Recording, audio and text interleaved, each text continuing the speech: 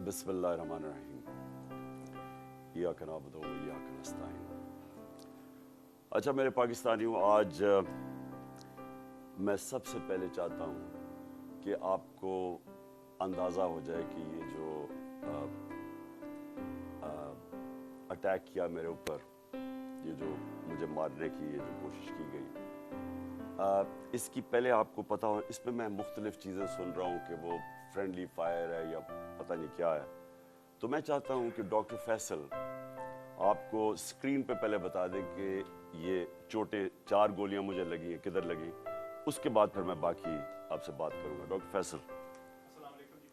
मैं अगले चंद लम्हात में आपको एक्सरे और उनके जो कुछ इमेजेस हैं उनके ज़रिए सीटी स्कैन के इमेजेस के ज़रिए बताने की कोशिश करूँगा कि जो खान साहब को चोटें आई हैं उनकी क्या नौइयत है और वो एक्सरे और स्कैन में किस तरह से नजर आए।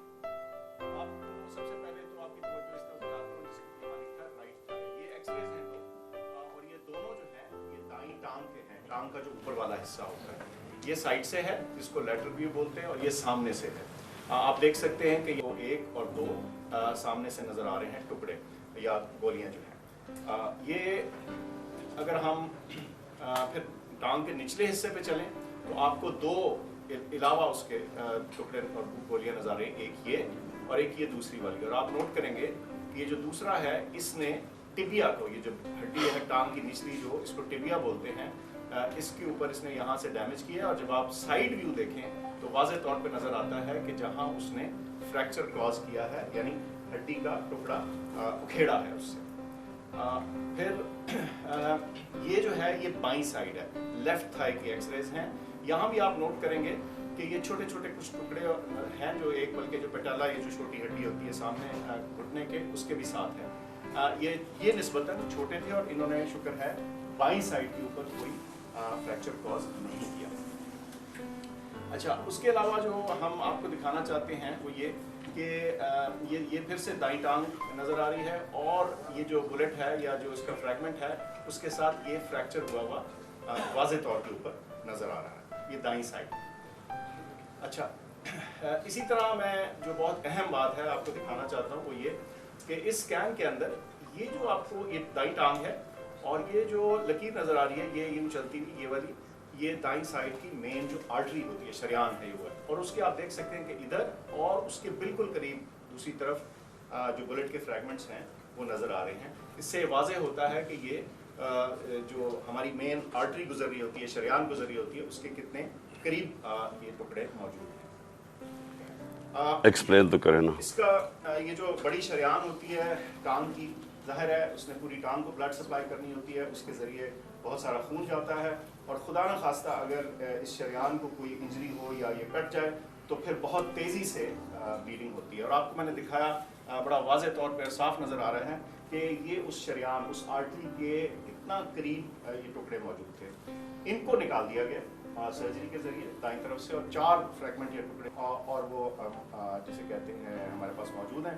और बाईं तरफ से कोई हमें टुकड़ा निकालने की ज़रूरत इसलिए नहीं पड़ी कि वो किसी मेजर स्ट्रक्चर को टच नहीं कर रहे थे या ख़तरा नहीं डाल रहे थे, ये पोटेंशली ख़तरा नहीं डाल रहे थे। तो ये जो 4 फ्रैगमेंट हैं उनकी तस्वीर भी आपको दिखाई हैं, स्कैन्स भी, और उनकी जो नौइयत है और उनका ख़तरे की नौइयत है वो भी आपके सामने मैंने रखी। बहुत शुक्रिया जी, शुक्रिया। कौन सा कैंप में मैंने बात कर इसमें?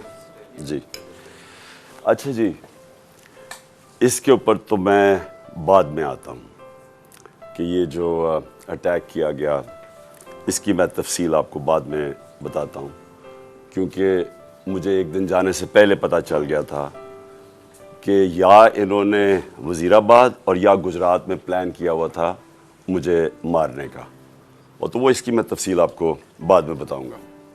उससे पहले मैं सिर्फ अपनी कौम के सामने इवेंट्स रखना चाहता हूं जो पिछले 6 महीने में हुए हैं। ये ज़रूर आपको समझना है कि इस कौम से हुआ क्या है।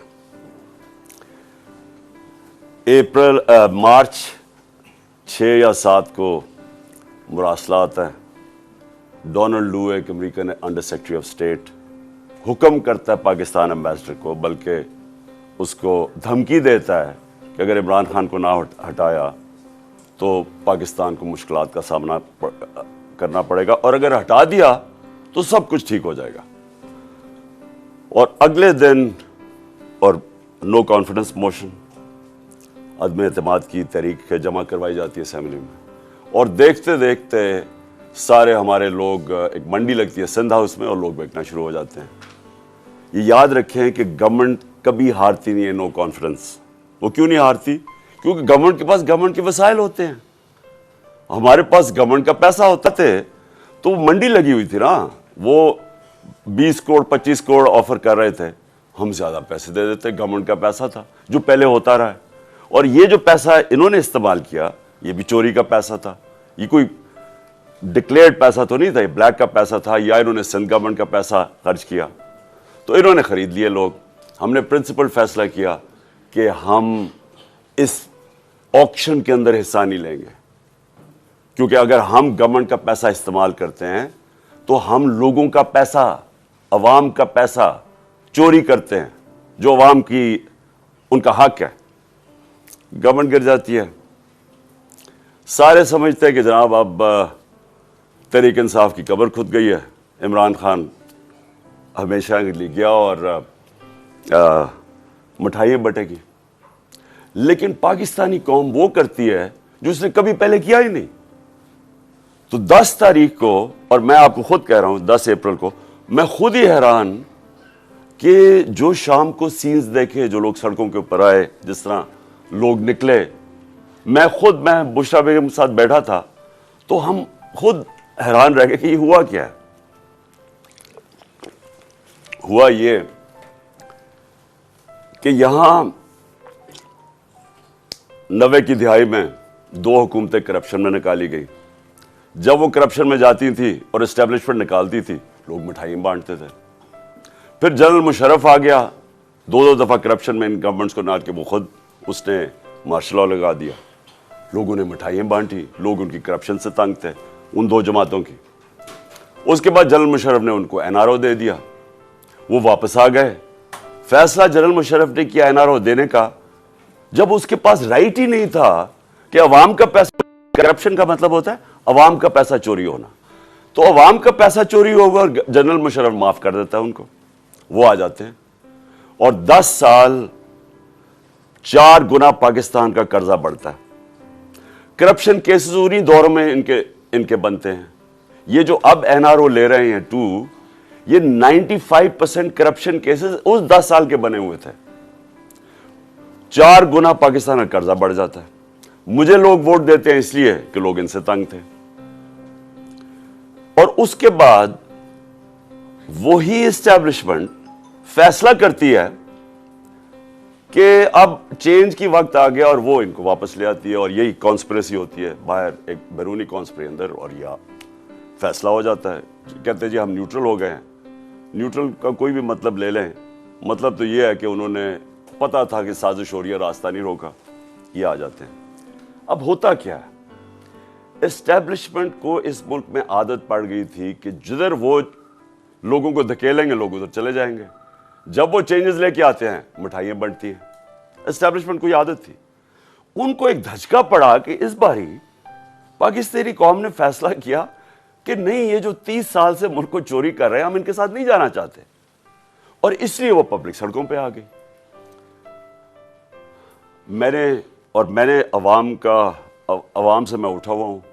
میں نے تو کوئی کسی ملٹری اسٹیبلشمنٹ کے اندر میری پارٹی تو نہیں بنی تھی, جس طرح نواز شریف بنا تھا یا جس طرح ذوالفقار علی بھٹو بنا تھا. میں تو 22 سال سٹرگل کر کے عوام سے اوپر آیا تھا, تو میں نے تو عوام میں واپس جانا تھا. اور عوام نے جس طرح میں اب کیا کہوں, میری پذیرائی کی, جس طرح انہوں نے میری حوصلہ افزائی کی, میں تو خود ہی اس پہ بھی حیران رہ گیا. گرمی کی انتہا, یعنی اس باری اپریل اور مئی دنیا میں کہتے ہیں کہ پاکستان سب سے گرم ملک تھا, اتنی گرمی تھی, اور ایک سے ایک بڑا جلسہ پبلک نے آنا شروع ہو گیا. ہم نے ایک لانگ مارچ اناؤنس کی 25 مئی کو. جب ہم نے لانگ مارچ اناؤنس کی تو انہوں نے 3 لانگ مارچز ہمارے خلاف کی. ہم نے سمجھا کہ آئین اور قانون ہمیں اجازت دیتا ہے, ہم نے ان کو کہیں روکا نہیں تھا, ہم نے ان کو اجازت دے دی, تو یہ بھی ہمیں آنے دیں گے. انہوں نے جو تشدد کیا, جو لوگوں کے گھروں میں 2-2 دن پہلے راتوں کے 3 بجے جا کے انہوں نے جس طرح کا تشدد کیا, نہ چادر نہ چار دیواری, لوگوں کو اٹھا کے لوگوں کو جیلوں میں ڈالا. کس وجہ سے؟ اس کے بعد انہوں نے جب وہ پرامن احتجاج ہوا وہاں اسلام آباد میں, ان کے اوپر شیلنگ, فیملیز نکلی ہوئی ہیں, ان کے اوپر انہوں نے شیلنگ کی. اور ہم حیران کہ کیا ان کے لیے جائز ہے لانگ مارچ اور ہمارے لیے نہیں ہے؟ اوپر سے پہلے آپ بیرونی سازش کے تحت آئیں, پھر سارے چوروں کو اوپر بٹھا دیں, ہم احتجاج کریں تو ہمیں بھیڑ بکریوں کی طرح ڈنڈے ماریں. تو اس کے بعد انہوں نے سمجھا کہ یہ پارٹی بالکل ہی ختم ہو جائے گی, ممی ڈیڈی پارٹی ہے, یہاں تو عورتیں بچے آتے ہیں, تو انہوں نے سمجھا کہ ختم ہو جائے گی. اور یہ سمجھے نہیں پاکستانی قوم کو, کیونکہ بند کمروں میں جب فیصلے ہوتے ہیں آپ کو نہیں پتا کہ گراؤنڈ کے اوپر کیا ہو رہا ہوتا ہے. جو انفارمیشن یہ لیتے ہیں, اگر ان کی انفارمیشن یہ کریکٹ ہوتی تو اس ملک میں اتنے زیادہ حادثے نہ ہوئے ہوتے.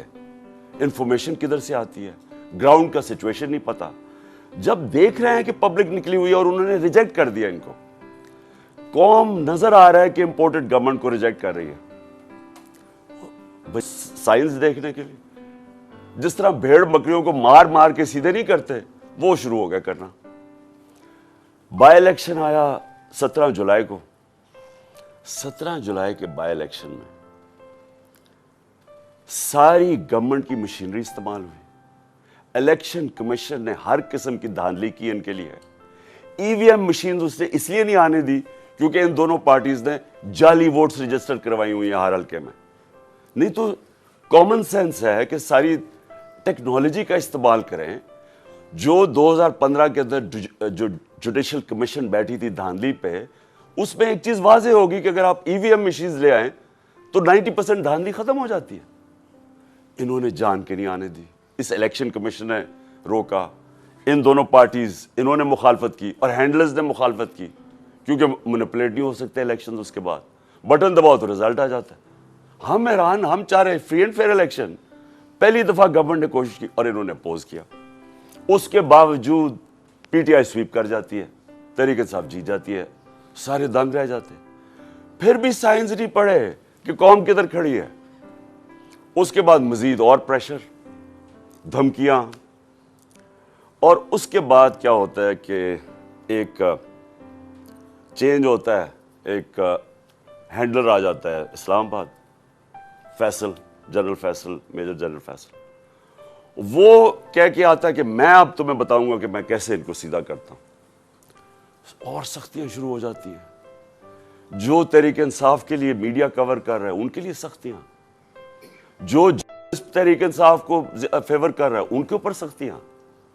ہمارے ممبرز کو اپروچ کیا جا رہا ہوتا ہے کہ آپ ہمارے ایم پیز کو, یہ ذرا سنیں, ایم پیز کو ڈرایا دھمکایا جا رہا ہے کہ اس کو چھوڑو عمران خان کو.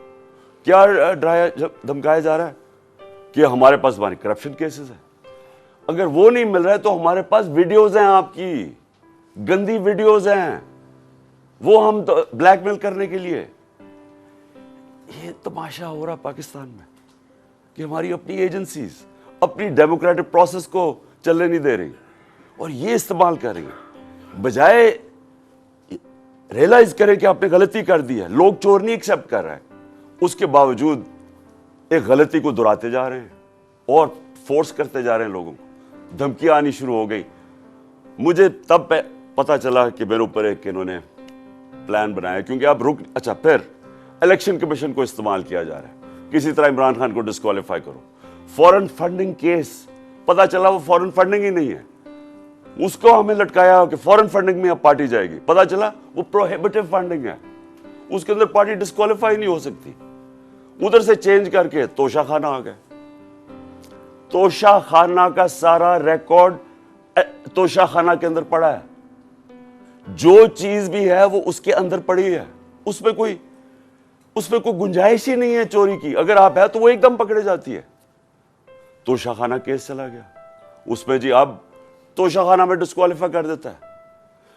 وہ وکیل جا کے اس سے पूछ रहा है कि किस बेसिस पे एक इलेक्शन कमीशन डिस्क्वालीफाई कर दी। क्यों जी? वो वहां नवाज शरीफ का हुक्म आया हुआ है कि इमरान खान को हमें इकट्ठा लेवल प्लेइंग फील्ड दो।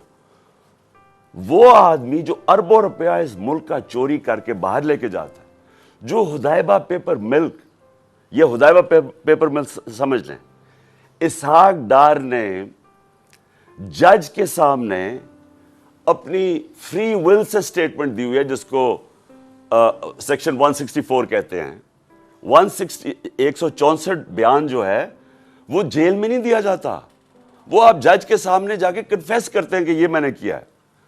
तो ये 25 अप्रैल 2000 में इसहाक डार वहां बयान देता है कि मैं शरीफ खानदान के लिए पैसे चोरी, इनके चोरी का पैसा मनी लॉन्डर करता हूं इंग्लैंड। वहां काजी फैमिली के बेनामी अकाउंट्स खोले जाते हैं, शरीफ फैमिली का वहां से, और फिर रेमिटेंसेस दिखा के पाकिस्तान आता है और शरीफ फैमिली के अंदर चला जाता है। यानी सीधी सीधी चोरी। हुदैबा पेपर मिल्क में एनआरओ मिल जाता है, डिस्पाइट कि वो इसहाक डार कह रहा है कि मैं कन्फेस कर रहा है कि मैं मनी लॉन्डर हूं शरीफ खानदान का, और इनको बता रहा है कि करप्ट है, एनआरओ मिल जाता है। वो नवाज शरीफ जो कि फिर एवंसफील्ड अपार्टमेंट उसकी पैनामा पेपर्स के अंदर पकड़ी जाती है, तस्लीम कर देता है हमारी है। अब पैसा किधर से आया वो बता नहीं सकते, कभी कतरी खाता आ जाता है, फिर एक कोई फेक डीड आ जाती है, ट्रस्ट डीड, वो क्लेबरी फॉन्ट वाली, झूठ पे झूठ बोले जा रहे हैं। आज तक एक डॉक्यूमेंट नहीं बताई कि लंदन के सबसे महंगे इलाके में 4 अपार्टमेंट्स आपकी, जो आप तस्लीम कर रहे हैं हमारी हैं, और कह रहे हैं कि जनाब इमरान खान को और मुझे एक ही तरह लेवल प्लेइंग फील्ड दो। इमरान खान ने अपने लंदन का फ्लैट 34-35 साल पहले लिया, क्रिकेट खेलता था इंटरनेशनल, अदालत ने जब मांगा सारा रिकॉर्ड दिया। रिकॉर्ड का मतलब कि एक 40-40 साल के कॉन्ट्रैक्ट्स दिखाए गए, किधर से पैसा आया, कैसे फ्लैट खरीदा, बेचा कितने का, मनी ट्रेल पाकिस्तान बैंकों के थ्रू पैसा आया। और मुझे उससे कंपेयर कर रहा है जो अरबों रुपए की प्रॉपर्टीज बाहर रखी हुई हैं, बेटों की प्रॉपर्टी बाहर है, वो बेटा अलहदा, वो जो हसन शरीफ, वो बता ही नहीं सकता कि 9-10 अरब के घर किधर से आया, और वो कह रहा है कि लेवल प्लेइंग फील्ड। तो लेवल प्लेइंग फील्ड क्या है कि इलेक्शन कमीशन अब मुझे डिस्क्वालीफाई करे, और वो डिस्क्वालीफाई करे तोशाखाना केस। अब को 8 दफा इलेक्शन ने हमारे पीटीआई के खिलाफ फैसला दिया, 8 दफा हम अदालत में गए हैं, और 8 दफा अदालत ने ओवरटर्न किया इलेक्शन कमीशन का फैसला। अब हम फिर अदालत में जाएंगे, और मैं आपको यकीन दिलाता हूं कि इसको इतनी शर्मिंदगी होगी, और इसमें शर्म नहीं है इस इलेक्शन कमीशन में, क्योंकि ये नून लीग के घर, नवाज शरीफ के घर का नौकर है, और भी हैंडल होता है पीछे से। ये बिल्कुल ये इसके ऊपर मैं फिर केस करूंगा, हरजाना करूंगा इसके ऊपर, क्योंकि इसके मेरे पर गलत इल्जाम लगाया है। और फिर एफआईए केसेस कर रही है। एक पॉलिटिकल पार्टी जिसने लीगल फंड रेजिंग की है पाकिस्तान में, वो तहरीक इंसाफ है। 40,000 का हमारा डेटाबेस है, किसी पार्टी के पास है ही नहीं, इनके पास कोई डेटाबेस ही नहीं है। अच्छा, वो इनसे पूछ ही नहीं रहा कि किधर से आपने पैसे इकट्ठे किए। जिस पार्टी ने पैसे इकट्ठे किए उनसे पूछ रहा है। अच्छा, वो जवाब भी दे रहे हैं। अब वो क्या कर रहे हैं कि जिन्होंने 10-10 साल पहले पैसे दिए थे पीटीआई को, उनको एफआईए कांटेक्ट करके उनको हरास कर रही है, ताकि पीटीआई के जो डोनर्स हैं वो भाग जाए पीटीआई से, कि पैसा ना इकट्ठा कर सके पीटीआई। वो पार्टी जो पब्लिक से पैसा, जो सारी दुनिया में होता है, उस पार्टी को बंद करने की कोशिश कर रहे हैं। वो जो 2 पार्टीज बता ही नहीं सकती कि पैसा किधर से इकट्ठा करते हैं, और इसका वर्ड है क्रोनी कैपिटलिज्म। ये पहले बिजनेसमैन के साथ बिजनेस करते हैं, और फिर उनसे फिर उनको पैसे, उनको मौका देते हैं पैसे बनाने का, फिर उनके साथ या प्रॉफिट शेयरिंग करते हैं, और फिर उन्हीं से डोनेशंस ले लेते हैं। इनके पास तो डोनर बेसिक कोई नहीं है। हम क्यों फैसले कर सकते हैं पब्लिक के लिए? हम क्यों बड़े बड़े माफियाज के खिलाफ खड़े हुए, जिस तरह शुगर माफिया? क्योंकि हमारे पास पब्लिक का डोनर बेस है, हम पब्लिक से पैसे इकट्ठे करते हैं, इसलिए हम पब्लिक के इंटरेस्ट के लिए खड़े हो सकते हैं। ये है چھوٹی سی ایلیٹ انٹرسٹ پروٹیکٹ کرنے کے لیے مافیاز کے ساتھ ہے یہ. تو ایف آئی اے ہمارا نقصان پہنچا رہی ہے ہمیں کہ ہمارے کیسز تاکہ ہمارے ڈونرز بھاگ جائیں. اس کے علاوہ انہوں نے صحافیوں سے کیا کیا؟ جب سے یہ آئے ہیں Faisal, general Faisal, major general, جو صحافیوں سے کیا انہوں نے، یہ پاکستان مشرف کے مارشل لاء مجھے یاد ہے، مجھے اس نے جیل میں ڈالا، لیکن مشرف کا مارشل لاء لبرل تھا. اس کے مقابلے میں جو آج کل ہو رہا ہے، جو صحافیوں سے ہو رہا ہے، جو عمران ریاض اس کو پکڑ کے جیل میں، پھر ایاز امیر اس کو مار پٹوائی، ذلیل کروایا، سمیع ابراہیم سینئر ریسپیکٹڈ لوگ، اس کو غلام حسین تقریباً 80 سال کا، اس کو پکڑ کے جیل میں ڈال دیا. اور جو ارشد شریف سے کیا، یعنی یہ قوم کبھی معاف ہی نہیں کرے گی ان لوگوں کو جنہوں نے ارشد شریف میری نظر میں پاکستان کا نمبر 1 انویسٹیگیٹو جرنلسٹ تھا اور نمبر 1 کریڈیبلٹی تھی. سب کو پتا تھا کہ یہ بکتا نہیں ہے، سب کو پتا تھا اس کا خوف کسی سے نہیں ہے. اس سے جو کیا ہے، ملک سے باہر بھاگ، مجھے پتا ہے اس کے پیچھے کون پڑا ہوا تھا. ارشد شریف کے گھر والوں کو پتا ہے کہ کون پڑا ہوا تھا اس کے پیچھے، صحافیوں کو پتا ہے کہ کون اس کے پیچھے پڑا ہوا تھا، کہ کیوں اس کو ملک چھوڑ کے جانا پڑا، اور پھر کیوں وہ دبئی سے آگے جانا پڑا اس کو. سب کو پتا ہے کہ کون پیچھے پڑا ہوا تھا اس کے. اور جو اس کی شہادت ہوئی، یہ اس ملک کی تاریخ کا میں سمجھتا ہوں افسوسناک موڑ ہے کہ جتنی صحافت اوپر چلی جاتی ہے، معاشرے کو وہ لفٹ کر دیتی ہے، معاشرے کے ویلیوز لفٹ کر دیتی ہے، معاشرے کو امر بالمعروف پہ لگا دیتی ہے. یہ صحافیوں کا کام ہوتا ہے، موریلٹی معاشرے کی ریز کریں. اور جدھر کون آج کل فیورٹس بنے ہوئے ہیں؟ لفافے، جو زبیر بیچنے والے صحافی جن کی کریڈیبلٹی کوئی نہیں ہے. آپ صرف یہ دیکھ لیں کہ کن لوگوں کی آج ویورشپ اوپر ہے اور کن کی نیچے ہے، آپ کو پتہ چل جائے گا عوام کدھر کھڑی. عوام بیوقوف نہیں ہے. یہ جو عوام آپ کو بار بار میسیجز بتا رہی ہے کہ وہ ایک ابراہیم لنکن کی سینگ ہے کہ you can't fool all the people all the time. تھوڑا وقت سب کو پاگل بنا سکتے ہیں، سارا وقت کبھی کوئی انسان نہیں، معاشرہ پاگل نہیں بن سکتا. تو لوگوں کو پتہ ہے کیا ہو رہا ہے اور لوگ بتا رہے ہیں. پھر الیکشن ہوا، بائی الیکشن ہوا ہمارا، 9 سیٹوں پہ میں کھڑا ہوا، صرف ایک پوائنٹ بتانے کے لیے کہ عوام کدھر کھڑی ہے. 9 سیٹوں میں سے 8 جیتا. یہ ورلڈ ریکارڈ ہے، دنیا میں کبھی ایک پارلیمنٹیرین 12 سیٹیں نہیں ایک اسمبلی میں جیتا. پھر عوام بتا رہی ہے وہ کدھر کھڑے ہیں، لیکن نہیں، عوام کی نہیں سننی. کسی طرح عمران خان کو ڈسکوالیفائی کرو، کسی طرح اس کے اوپر کیسز بناؤ، کسی طرح اس کو گندا کرو، اس کے اوپر مڈ سلنگنگ کرواؤ، اس کو ثابت کرو کہ یہ بھی باقیوں کی طرح ہے، اور یہ ثابت کرو کہ جناب یہاں پولیٹیشنز یہ تو سارے ایک ہی طرح کے ہیں، اور جو بھی فیصلہ ہوگا وہ پیچھے بیٹھ کے ہینڈلرز کریں گے. لیکن جب انہوں نے دیکھا جلسے ریکارڈ، میں پتہ نہیں 60-70 کتنے جلسے کر بیٹھا ہوں، میں نے کبھی پاکستانی قوم کو ایسے نہیں نکلتے دیکھا. الیکشن رزلٹس آپ کے سامنے ہیں. انہوں نے فیصلہ کیا، اور فیصلہ پہلے کیا مجھے مروانے کا. 4 لوگوں نے بند کمرے میں فیصلہ کیا مجھے مروانے کا. میں ٹی وی پہ جا کے لوگوں کو بتایا کہ انہوں نے فیصلہ کیا. میں نے ویڈیو بنائی، 4 لوگوں کے نام میں نے دیے، میں نے ویڈیو باہر رکھی ہوئی ہے کہ اگر مجھے کچھ ہوا یہ ویڈیو ریلیز کریں گے، تاکہ یہ 4 لوگ یہ نہ ہو کہ یہاں ہمیشہ کوئی مر جاتا ہے تو اس کا کوئی پوچھتا نہیں ہے بعد میں. تو میں کہا تاکہ قوم کو، دنیا کو پتہ ہو، میرے ملک کو پتہ ہو کہ کس نے یہ کیا ہے. اس کے بعد یہ فیصلہ، یہ بند کمروں میں کہ اس کو اب کسی طرح عمران خان کو مارو.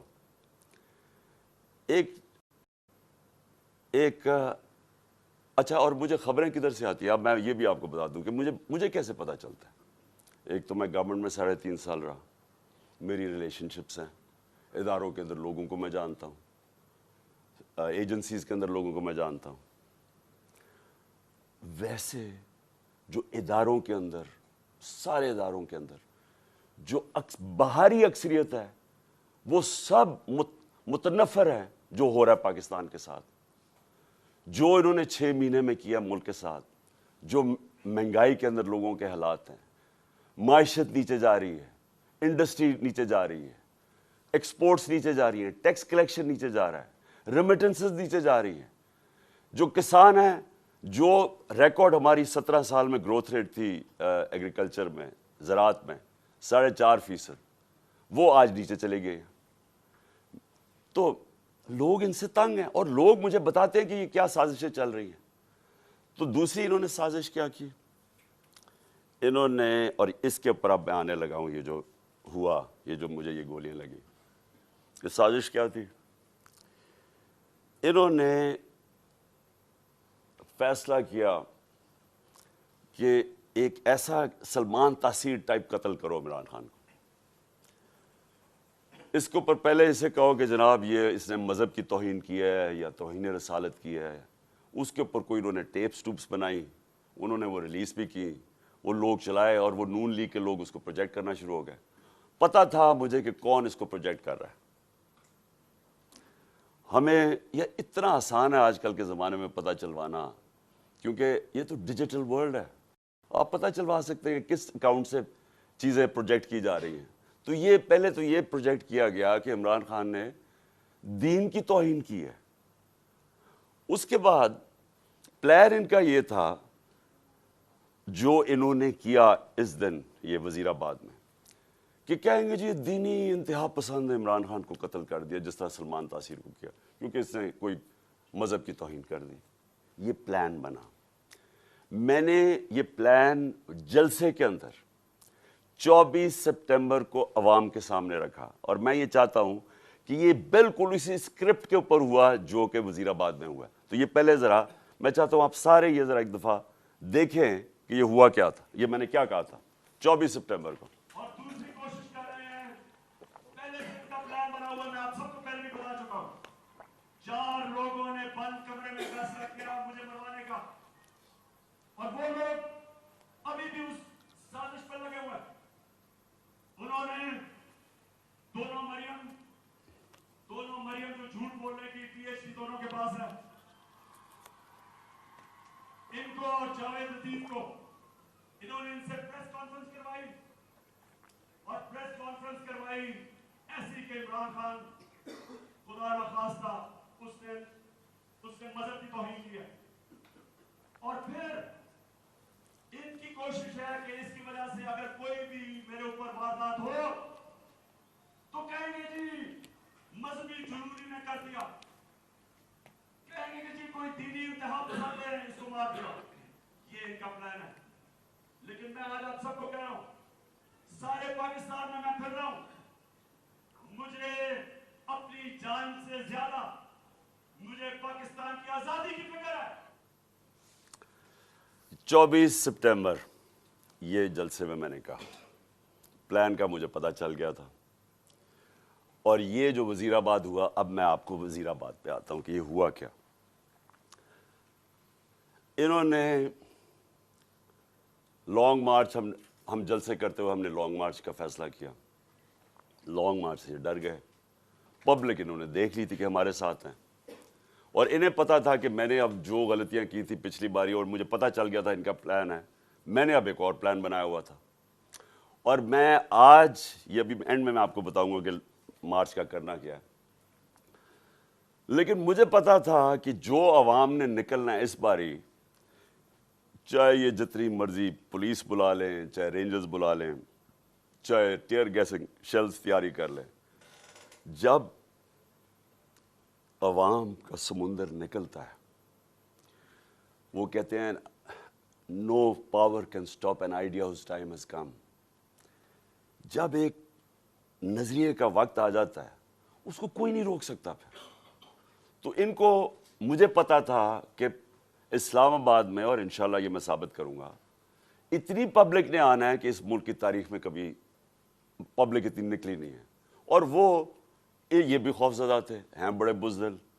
آپ کو پتہ ہے کرپٹ لوگ, دو قسم کے لوگ بڑے بزدل ہوتے ہیں, ایک ظالم اور ایک کرپٹ. یہ ہمیشہ بزدل ہوتے ہیں. کرپٹ اس لیے کہ انہوں نے پیسہ بچانا ہوتا ہے, کیونکہ انہوں نے چوری کا پیسہ بنایا ہوتا ہے. سارا وقت ڈر ہوتا ہے کہ کہیں چوری کا پیسہ نہ چلا جائے, اور وہ پھر اس پیسے کو بچانے کے لیے ہر انتہا پہ جاتے ہیں. اور دوسرے جو ظالم لوگ ہوتے ہیں, ظالم ہمیشہ بزدل ہوتا ہے کیونکہ وہ ڈرپوک ہوتا ہے, وہ ظلم کرتا ہے لوگوں پہ. اب 3 لوگوں نے یہ پلان بنایا, اور مجھے کیسے, اچھا یہ وہ 3 لوگ نہیں ہیں جو 4 لوگوں کے میں نے نام پہلے بتائے تھے جنہوں نے پہلے فیصلہ کیا تھا, جن کے اوپر میں نے ٹیپ بنائی. یہ 3 اور ہیں. مجھے کیسے پتا چلا؟ مجھے پھر اندر سے لوگوں نے بتایا. ایک دن پہلے, وزیر آباد سے پہلے, انہوں نے جب دیکھا کراؤڈز بڑھتے جا رہے ہیں, اور ایسے کراؤڈز کے کبھی پاکستان میں نظر نہیں, جی ٹی روڈ کے اوپر, انہوں نے پلان بنایا مجھے مارنے کا. اور یہی اسکرپٹ, دینی انتہا پسند کچھ کرے گا, عمران خان تو بڑا دین کے خلاف ہے, اس سے تو اسلام دشمنی کوئی نہیں ہے. یہ تو یہ پلان بن گیا. اور 3 لوگوں نے بنایا. سب سے پہلے رانا ثناءاللہ. رانا ثناءاللہ نے کیوں بنایا؟ کیونکہ رانا ثناءاللہ ایک قاتل ہے. رانا ثناءاللہ اور شہباز شریف نے جب ماڈل ٹاؤن میں وہ 12 لوگوں کو قتل کیا تھا اور 70 لوگوں کو گولیاں لگی تھی, سب کے سامنے نہتے لوگوں کے اوپر گولیاں چلائی تھی ماڈل ٹاؤن. وہ کیوں چلائی تھی؟ کیونکہ طاہر القادری نے 1 سال پہلے پیپلز پارٹی کی گورنمنٹ کے اندر لانگ مارچ کی تھی, اور یہ ڈرے ہوئے تھے آتے ساتھ ہی, کیونکہ اس نے کہا میں پھر کروں گا نون لیگ کی گورنمنٹ میں. یہ ڈرے ہوئے تھے. انہوں نے وہ جو ظلم کیا وہاں ماڈل ٹاؤن میں, یہ دونوں شہباز شریف اور رانا ثناءاللہ, اور یہ کیا کہنا چاہتے تھے؟ یہ پیغام دینا چاہتے تھے, خوف طاری کرنا چاہتے تھے کہ کہیں وہ اسلام آباد نہ آ جائے اور وہ پبلک نہ نکل آئے. تو انہوں نے وہاں لوگوں کو قتل کیا. یہ رانا ثناءاللہ, اس نے یاد رکھے لانگ مارچ سے بچنے کے لیے لوگ قتل کروائے تھے ماڈل ٹاؤن کے. اسی رانا ثناءاللہ کے اوپر عابد شیر علی, ان کے منسٹر کے باپ نے, کا 18 قتل کیے اس نے. قبضہ گروپ اور ہر قسم کی, یہ 2 نمبر کام کرتا ہے فیصل آباد میں, سب فیصل آباد جانتا ہے اس کو. تو اس کے لیے کوئی جان, انسانی جان کی اہمیت نہیں ہے. ان کے لیے صرف اپنے مقصد اور پیسہ اور چوری. دوسری طرف شہباز شریف کے اوپر ہیومن رائٹس واچ کی رپورٹ ہے, یا ایمنسٹی انٹرنیشنل کی رپورٹ ہے, 1990 یعنی 1997 میں جب چیف منسٹر تھا اور 99 تک جب چیف منسٹر آیا. اس نے کوئی 900 قتل کروائے تھے پولیس مقابلے میں. عابد باکسر نے ٹی وی کے اوپر آ کے سٹیٹمنٹ دی تھی کہ یہ کیسے لوگوں کو مرواتا تھا پولیس مقابلے میں. یہی شہباز شریف جب اس کا ایف آئی اے میں 16 ارب جو کیس تھا اور 8 ارب کا اس میں نیب میں, تو جو 16 ارب کے کیس تھے, جو نوکروں کے ملازموں کے نام میں رمضان شوگر مل کے انہوں نے پیسہ لیا اور پھر اپنے خاندان میں بانٹا, انہوں نے 5 ملازموں کو, وہ مرے ہارٹ اٹیک سے. 2 آتے ساتھ ہی 2 مہینے میں 5 گواہ مرے.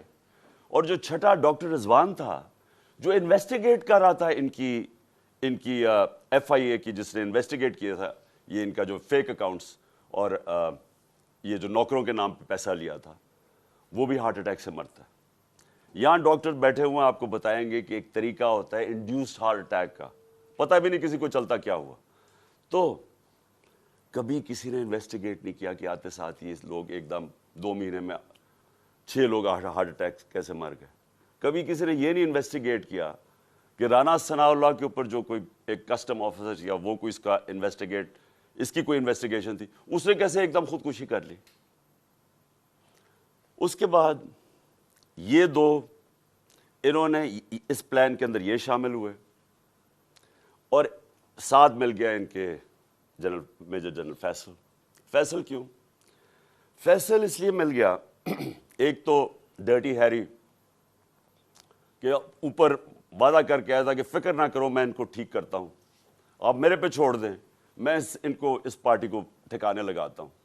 اور اس دن جو میں نے شروع میں بتایا کہ دھمکیاں یہ وہ جو اس نے ظلم کرنا ہے, سوشل میڈیا کے لوگوں کو, بچوں کو اٹھا لیں کہ تم نے یہ کیوں کیا, مار کے پھینٹا پھوٹا لگا کے ان کو گھر لے آئیں, گھر بھیج دیں. خوف پھیلایا ہوا کہ فکر نہ کرو, جس طرح ہم کوئی دشمن ہیں, ہم کوئی بیرونی لوگ ہیں جو کہ ملک کے غدار ہیں, اس طرح ٹریٹ کیا.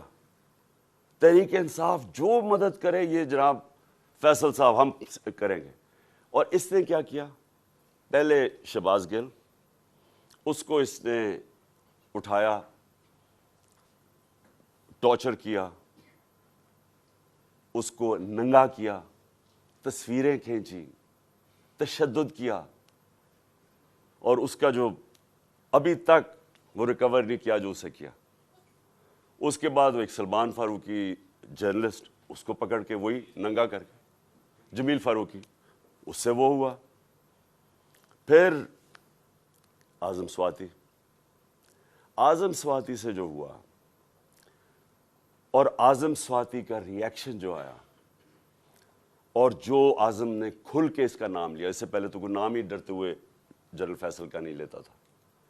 اعظم سواتی اس جگہ پہ پہنچ گیا کہ اس نے کہا کہ اس سے بہتر ہے کہ میں مر جاؤں, جو انہوں نے مجھے ذلیل کیا ہے, بچوں اپنی پوتی اور پوتوں کے سامنے مارا, 75 سال کے آدمی کو. پھر اس کو حوالے کیا انہوں نے یہ ایف آئی اے نے حوالے کیا اس کے جنرل فیصل کے لوگوں کو. اس نے پھر اس کے اوپر ننگا کر کے اس کو ذلیل کیا اور مارا. اعظم سواتی نے کھل کے سامنے آ گیا, عدالت میں جا کے چیف جسٹس کو کہہ رہا ہے, سینٹ میں, انٹرنیشنلی ساری دنیا کے اندر پاکستان بدنام ہوا, پاکستان کی فوج بدنام ہوئی. کیا آیا کہ جی ایک سینیٹر کو تشدد کیا گیا اس لیے کہ اس نے فوج کی تنقید کر دی, جمہوریت کا مذاق اڑا ساری دنیا میں. اب وہ ایشو بیٹھ نہیں رہا اعظم سواتی کا, وہ آگے لے کے جا رہا ہے. اعظم سواتی کھڑا ہو گیا, عدالت میں جا رہا ہے, اور ساتھ ہمارا اب یہ مارچ نکل آئی, تو فیصل ان کے ساتھ مل گیا. ان تین نے فیصلہ کیا مجھے قتل کرنے کا. اور پھر ہوا کیا, اب میں آپ کو ڈیٹیلز دیتا ہوں. اس دن ہوا کیا, اس دن میں جب کنٹینر پہ تھا تو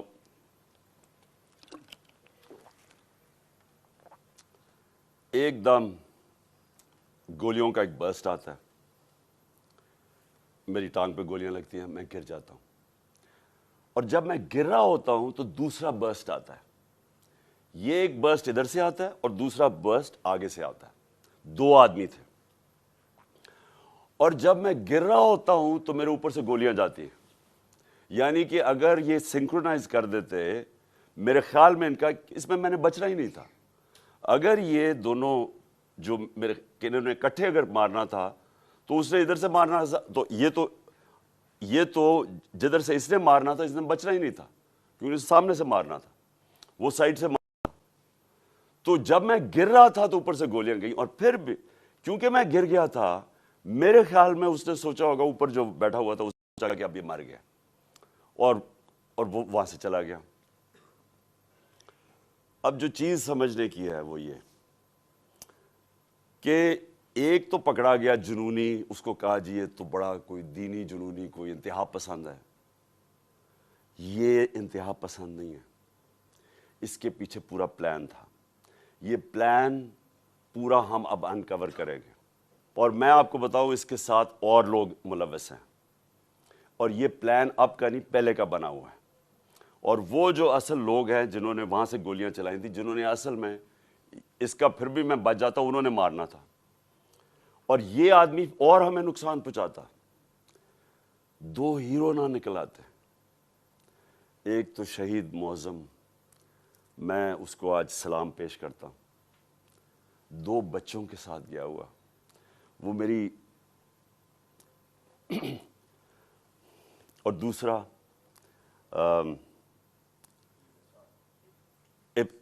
ابتسام,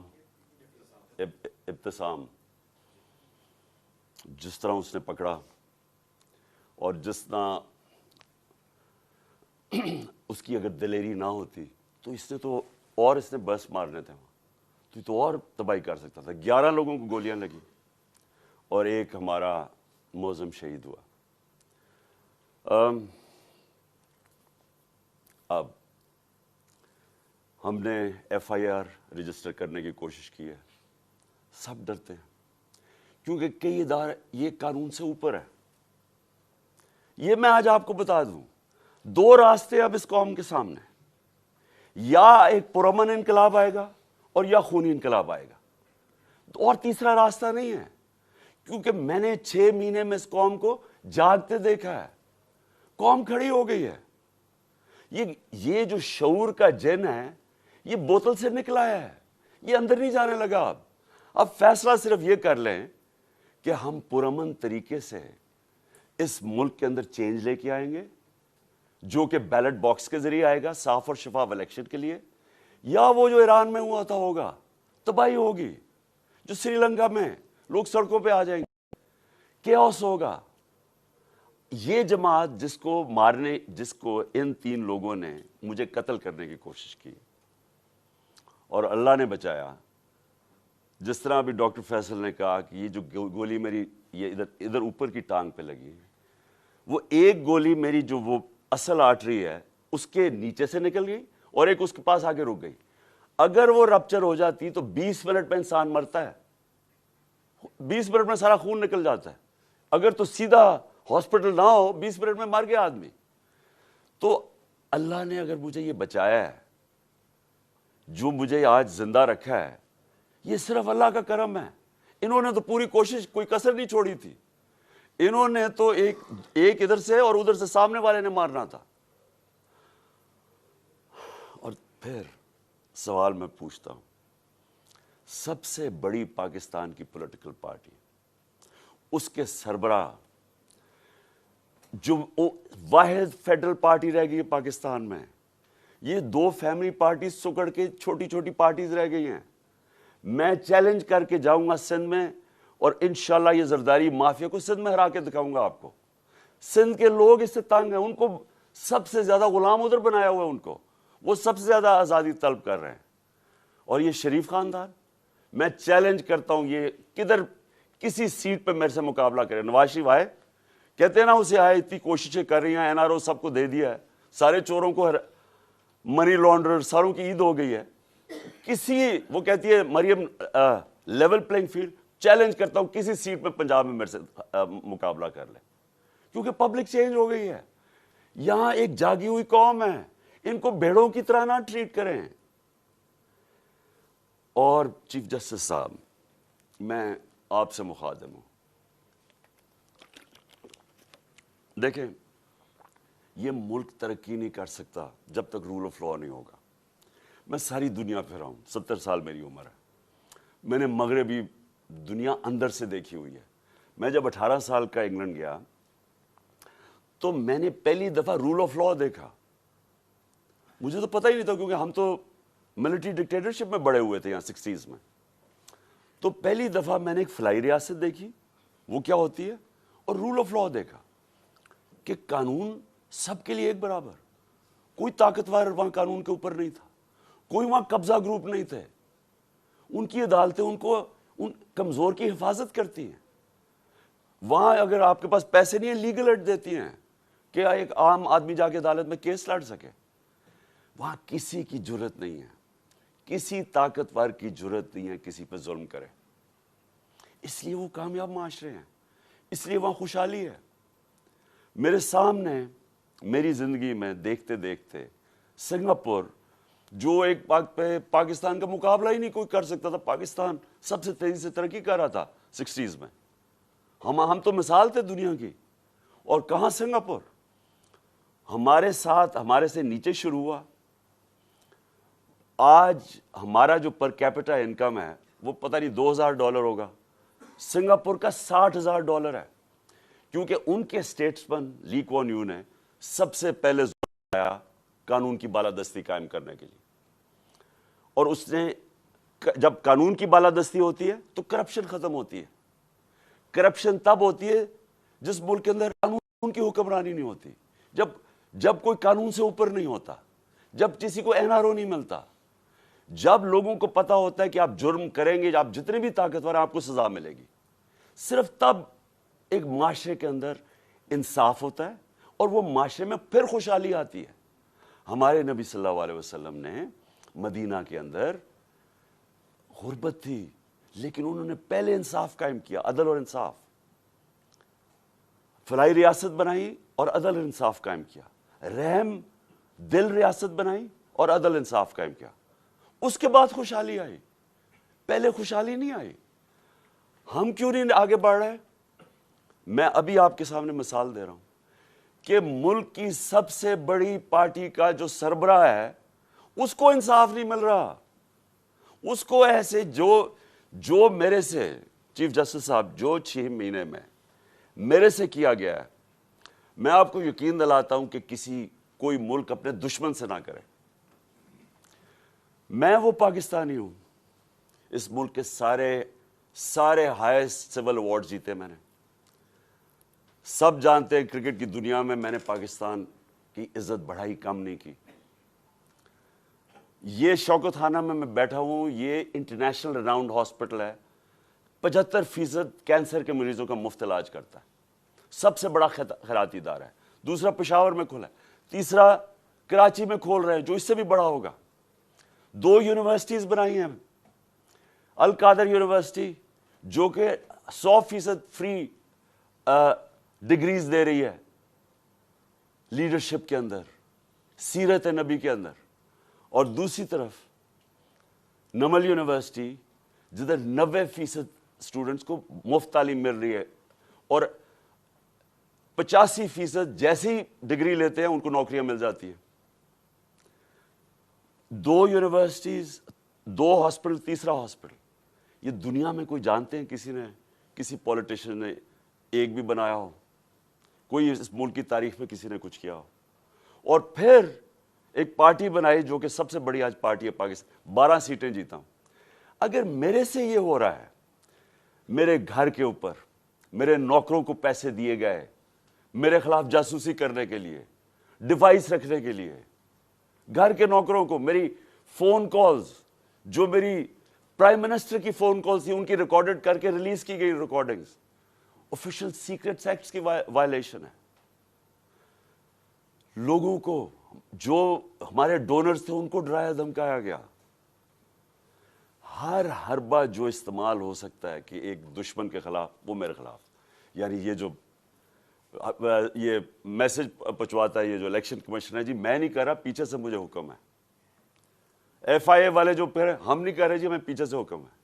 وہ 25 مئی میں وہ جو پولیس والوں نے ظلم کیا تھا ہمارے, ہم کیا کریں جی, ہمیں پیچھے سے حکم ہے.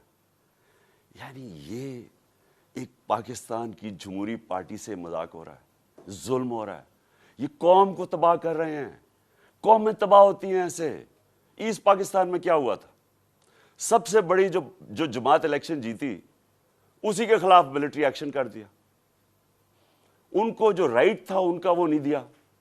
میں 18 سال کی عمر میں انڈر 19 میچ کھیلنے گیا ادھر, مارچ 1971. یہاں پریس سینسرشپ تھی, مجھے تو پتہ ہی نہیں تھا کہ کتنی نفرت ہے وہاں. کیوں نفرت تھی وہاں؟ کیونکہ ہم ان کو رائٹ نہیں دے رہے تھے. وہ الیکشن جیت گئے ہیں, ان کا پرائم منسٹر ہے.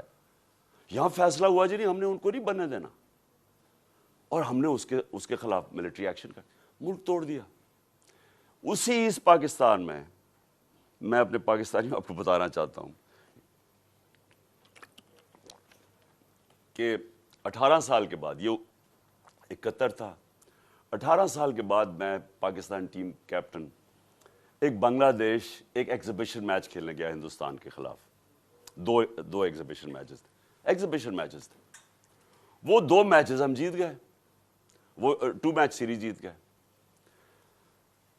میرے پاکستانیوں, وہاں جدھر نفرت تھی پاکستان سے 1971 میں, کیونکہ ہم ان کو رائٹ نہیں دے رہے تھے, انصاف نہیں کر رہے تھے, 50,000 لوگوں کا اسٹیڈیم ایک ہی نعرہ مار رہا تھا, پاکستان زندہ باد, پاکستان زندہ باد. ہوٹل سے جدھر ہمارا ہوٹل تھا اور جدھر اسٹیڈیم تھا, اسٹیڈیم سے ہوٹل تک لوگ سڑکوں پہ لائنوں پہ کھڑے ہوئے تھے, پاکستان زندہ باد. تو میں نے تب مجھے پتا چلا یہ کتنی بڑی ٹریجڈی ہے کہ ہم نے کتنا ظلم کیا ان لوگوں کے ساتھ جو ہمیں چھوڑنا نہیں چاہتے تھے، لیکن ہم نے ان سے انصاف نہیں کیا. اب وہی کرنے جا رہے ہیں، سب سے بڑی پارٹی کو دیوار کے ساتھ لگا رہے ہیں اور اس کے لیڈر کو قتل کر رہے ہیں، کوشش کر رہے ہیں. کیوں؟ کیونکہ یہ چوروں کا ٹولہ اوپر جو بٹھا دیا ہے، ہم بھیڑ بکریاں مان نہیں رہے ان کو، اس لیے قتل کرو اس کو، جو ملک کی سب سے بڑی پارٹی ہے، تاکہ اگر عمران چلا جائے گا تو پارٹی تتر بتر ہو جائے گی. جو پارٹی فیڈریشن کو اکٹھا رکھ سکتی ہے وہ تو صرف تحریک انصاف ہے. ملٹری، اگر ملٹری اب ملک کو اکٹھا رکھ سکے تو ایسٹ پاکستان نہ ٹوٹتا. پولیٹیکل پارٹیز ملک کو اکٹھا رکھتی ہیں، ملٹری مدد کرتی ہے. یہ الٹا جا رہا ہے. یہ پھر کوئی تاریخ نے، ہم نے کچھ نہیں سیکھا. کیا ہوگا؟ مجھے پتا تھا جس دن میں نکل رہا تھا، مجھے پتا تھا کہ یا آج یا کل انہوں نے میرے پہ کوئی واردات کرنی ہے، کیونکہ مجھے پوری میسج آئی کہ جناب یہ انہوں نے اب مجھے کہا کینسل کر دیں، اب نہ جائیں، انہوں نے مار دینا آپ کو. پہلے تو میں نے سوچا کہ کیا یہ واقعی کریں گے، کیا یہ واقعی یہ کر لیں گے کہ یہ ایک ملک کی، ایک قوم کو نقصان پہنچائیں گے اپنے چھوٹے چھوٹے مفادات کے لیے، وہ اپنے پیسے بچانے کے لیے. کیونکہ ان کو سارا ڈر یہ ہے کہ اب یہ جو چوری کا پیسہ ہے، یہ جو NRO ہے ہم نے جو لے لیا ہے، اب کہیں عمران خان آ کے اس کو ریورس نہ کر دے بس. تو انہوں نے تو قتل اور جانا سلام اللہ، ان سے کیا ایکسپیکٹ کرتے ہیں. لیکن یہ جو فوج کا جنرل، یہ ان کے ساتھ مل کے، اور یہ جو ہمارے سے ہوا ہے 6 مہینے، میں اپنی قوم سے سوال پوچھتا ہوں کہ کیا ہم، اب ہمارا اب یہ سوال ہے، ہم نے اپنے آپ سے پوچھنا ہے، کیا ہم نے ایسے ہی رہنا ہے یا ہم نے اپنی تقدیر بدل کے آزاد ہونا ہے؟ آزادی کے لیے قربانیاں دینی پڑتی ہیں. مجھے پتا تھا کہ انہوں نے واردات کرنی ہے، مجھے پتا تھا ایک یا اس دن ہونی تھی یا اگلے دن ہونی تھی. لیکن میرا یہ ایمان ہے کہ اگر آپ ان چوروں کی غلامی کے نیچے رہنا، اس سے بہتر ہے زندہ نہ رہو. میں یہ طے کر کے آیا، اور میں جیسے ہی ٹھیک ہوں گا میں پھر نکلوں گا سڑکوں پہ، پھر میں کال دوں گا، پھر اسلام آباد کی میں کال دوں گا. اس لیے کہ اس قوم کے اوپر اگر ان چوروں نے اور ان ظالموں نے حکمرانی کرنی ہے، اور اگر ہم بحیثیت قوم اس کو ایکسپٹ کر گئے، تو اس لیے پاکستان نہیں بنا تھا.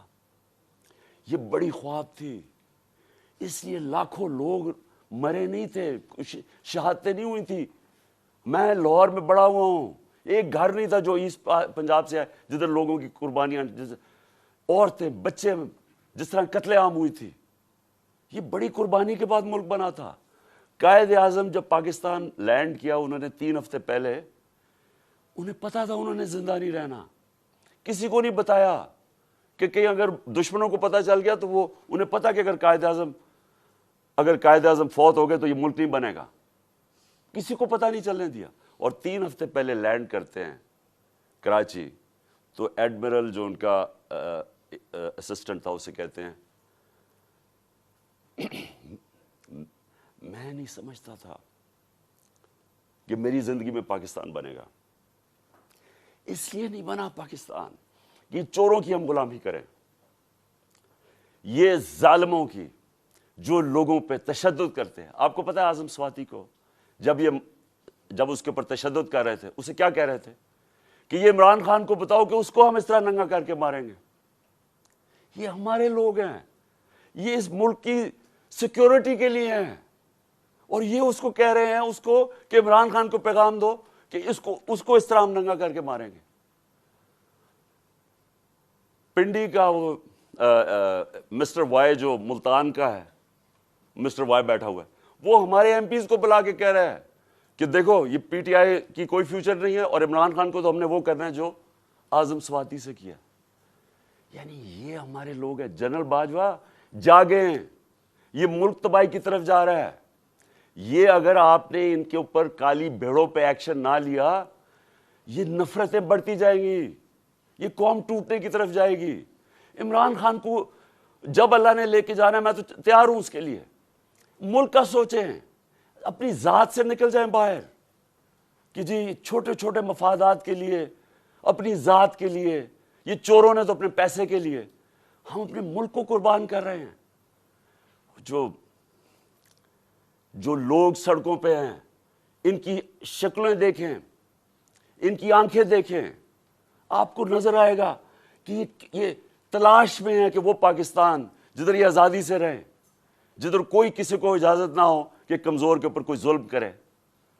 تھانے کچہری کے اندر بیچارہ غریب آدمی ٹھوکریں کھاتا پھرتا ہے, اس کو انصاف نہیں ملتا, اس کی زمینوں پہ قبضے ہو جاتے ہیں.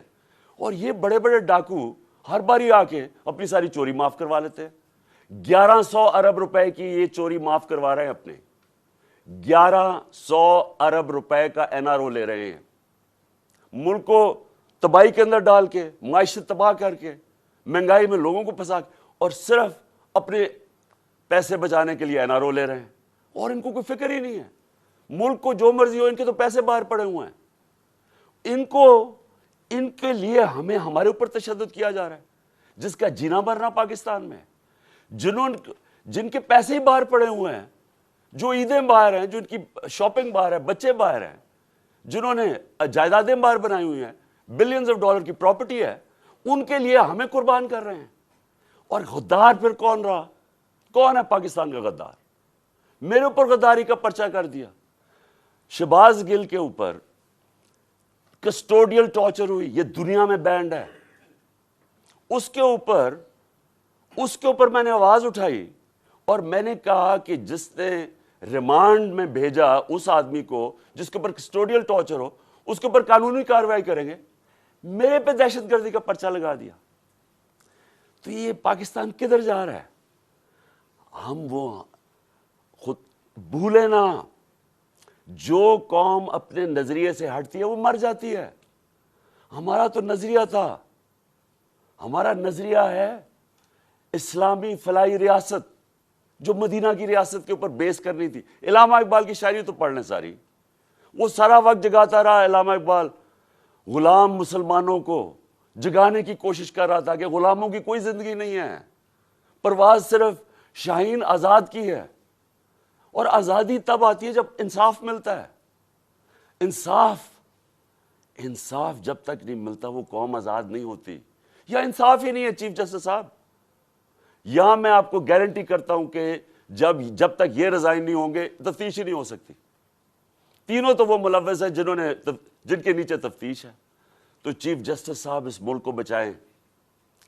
آپ کی بڑی ذمہ داری ہے. اللہ جتنا بڑا ہمیں مقام دیتا ہے اتنی بڑی ہمیں ذمہ داری ڈالتا ہے.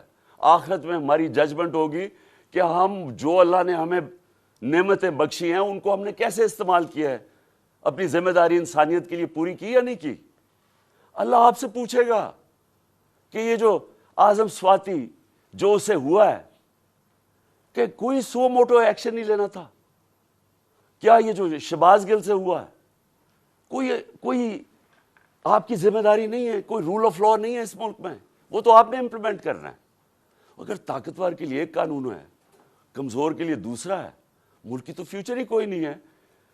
کیونکہ میرے نبی صلی اللہ علیہ وسلم نے 1500 سال پہلے تقریباً انہوں نے کہہ دیا تھا کہ وہ قومیں جو کمزوروں کو, چوروں کو جیلوں میں ڈالتی ہیں اور طاقتور ڈاکوؤں کو پکڑتی نہیں ہیں وہ تباہ ہو جاتی ہیں.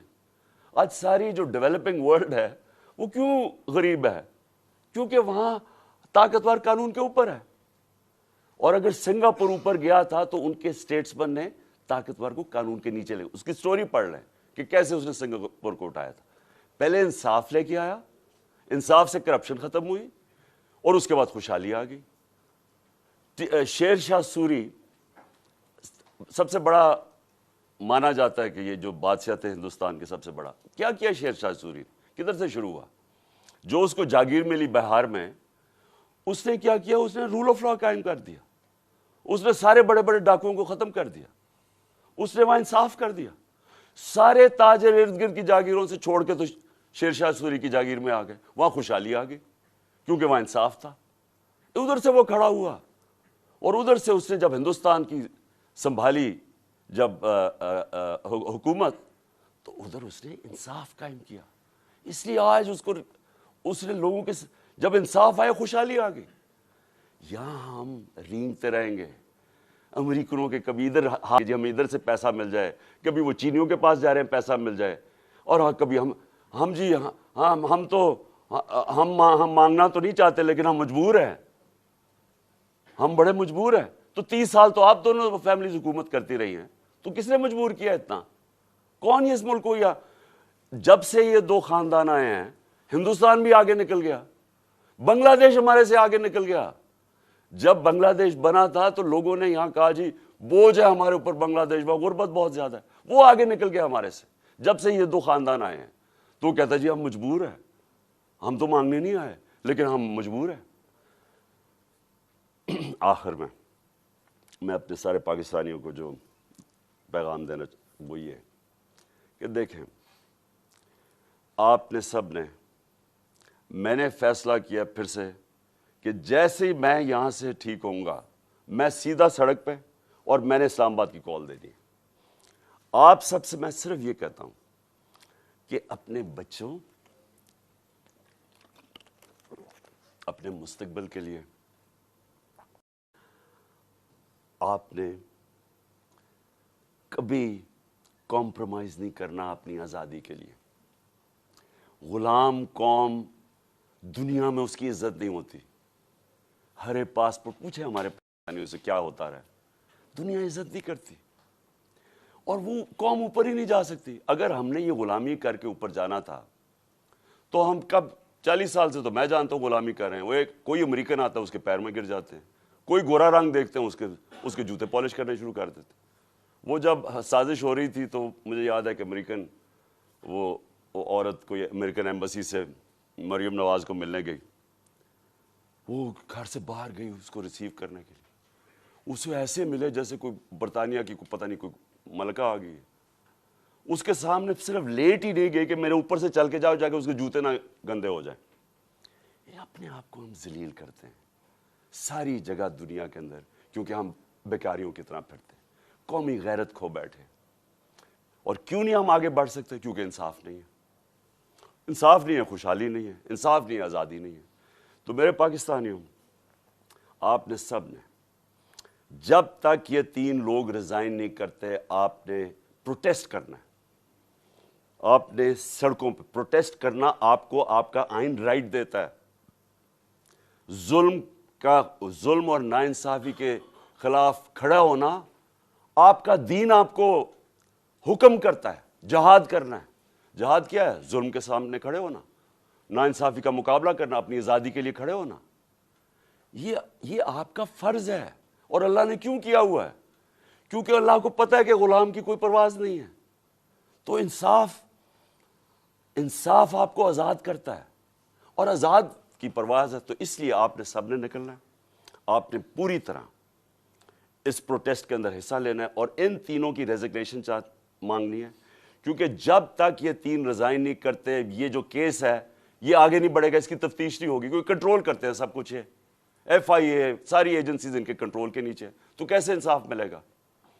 जनरल बाजवा को भी कहना, मैं आपको आज कह रहा हूं कि ये जो मेजर जनरल फैसल कर रहा है, ये इस मुल्क को तबाही की तरफ लेके जा रहा है।